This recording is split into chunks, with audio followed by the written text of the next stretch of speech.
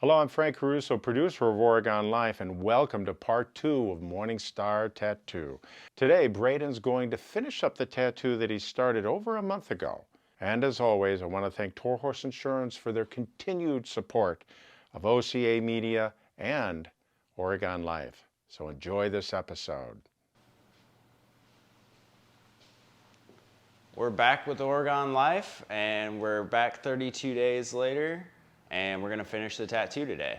So the reason we split the session into two different sessions is because most of the time it's because of pain tolerance levels.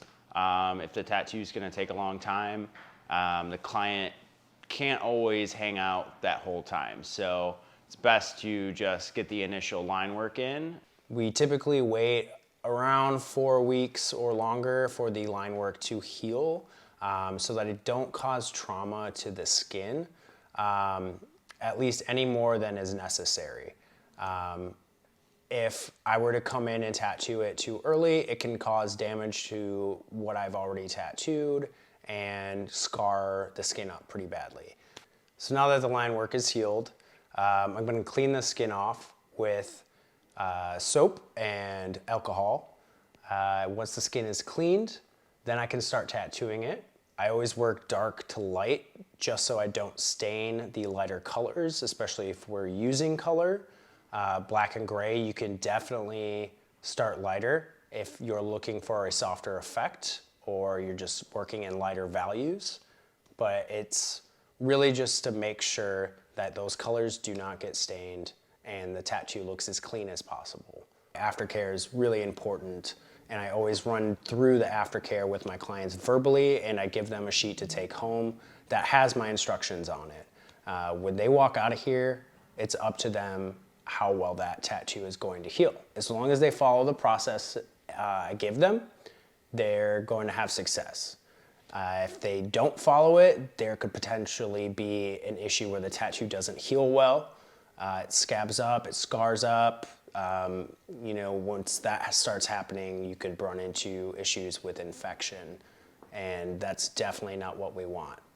I always like to start in smaller areas or with just a smaller line or smaller section, just to kind of ease my client into the process once we've just started.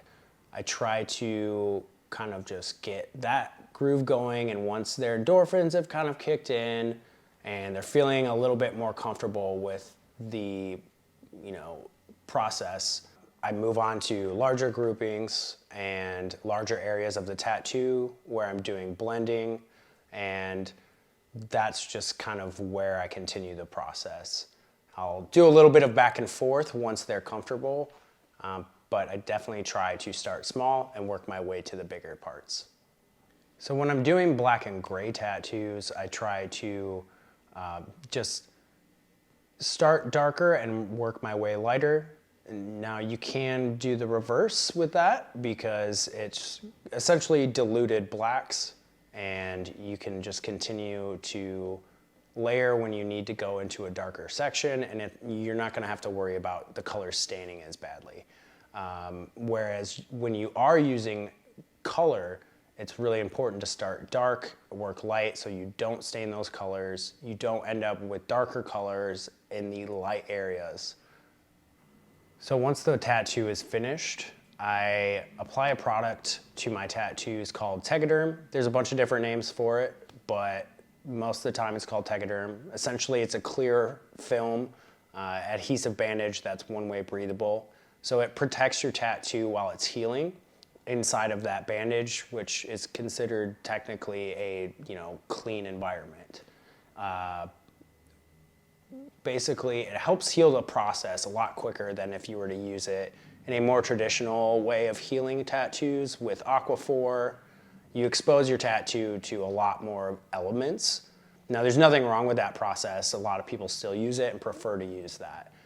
But I find that tattoos heal much quicker and much better with Tegaderm.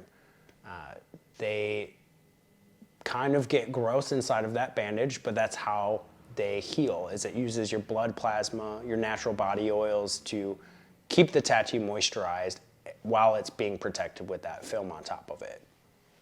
Usually I say to keep it on for a few days, and then I have them take it off. Once they take it off, they clean the tattoo, just basic non-scented soap and water. And then I usually tell them to just let it air dry. And once it's dry, you can apply a little bit of non-scented lotion to help moisturize that skin. Once it's started to heal a little bit more, you can add less and less lotion. But it's always good to moisturize your tattoos. And during the summer and the warm months, it's definitely good to put sunscreen on your tattoo. The UV rays can really break down the color pigments much quicker than if you weren't exposing it to sun. So it's really important to put sunscreen on your tattoos.